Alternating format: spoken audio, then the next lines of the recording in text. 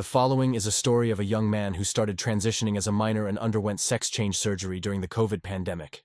He shared his deep regret with detransitioners on Reddit. Transition was the biggest mistake of my life. Growing up, I was bullied and picked on for being gender non-conforming and attracted to men. The trauma and self-hatred that developed in response to those experiences resulted in me developing a horrible self-image, anxiety, and body dysmorphic disorder. I started my transition at 17, and I was very mentally ill and confused about my identity at the time. This was also around the time that gender ideology truly started to take hold and become popular on social media. Given my struggles with gender and sexuality, and my deep-rooted hatred of my identity and body, falling prey to the indoctrination that is gender ideology was so easy and convenient. It was an easy solution to what was in reality much larger social and psychological problems. I was exclusively affirmed and never challenged, and I feel like I was sold the lie that you can change sex and that this would improve my dysphoria and self-image. So many people underestimate how tempting this form of escapism can be for people with complex trauma and mental health issues. I had gender reassignment surgery at 22, and it is the worst mistake I have made in my life. I went to a reputable and well-regarded surgeon, and before the surgery I was told that complications were rare. Due to COVID restrictions, I had not met my surgeon in person until 30 minutes before the surgery, after they had started my IV and I had changed into a surgical gown. Aside from losing a lot of blood after surgery, the initial recovery went remarkably well. From an aesthetic perspective, the results look great. The reality is, however, that the genitalia they create is entirely non-functional. People in the trans community refuse to even entertain these discussions, but you are lucky if you have sensation, can orgasm, don't have discharge, have the ability to urinate without pain, retain depth, and do not need a never-ending list of revision surgeries. The reality for a lot of people that undergo the surgery is that you become essentially sexually mutilated and a lifelong eunuch. It's an absolutely barbaric practice, and it has made my life so much worse, and have made the prospect of detransition so much more difficult. The people that get these surgeries are an incredibly vulnerable patient population that most insurance companies and physicians, including the surgeons that operated on them, will actively gaslight and ghost post-surgery.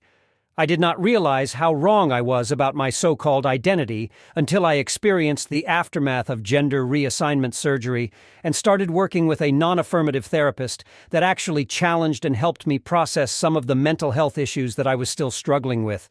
As someone that grew up in a secular home, finding religion was also an important part of learning to accept myself.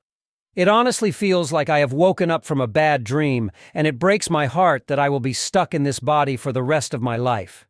I do take responsibilities for my actions, but at the same time I think that the decisions I made that ended up in catastrophe would never have happened had we lived in a culture that was less hateful of gender non-conforming people and were not so uncritically supportive of medical transition and mutilation.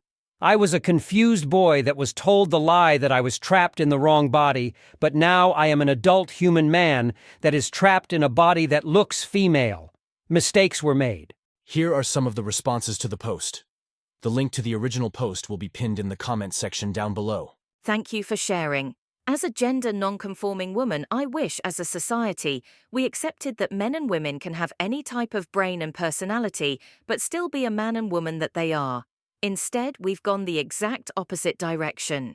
Yeah, it's so unfortunate. There is so little room to be gender non-conforming at the moment, without being lumped in with all sorts of people I do not agree with nor want anything to do with. As a detransitioner that is still very gender non-conforming, I feel like the only way for me to meaningfully detransition and get some sense of peace is by conforming to gender stereotypes, which makes me sad. I'm so sorry. I can totally relate to how you put it. Like waking up from a nightmare. But no matter how much my mental health gets better, it will never bring back the missing body parts I got rid of while in that dream state. It's so hard. Like I'm ready to just leave it all behind me.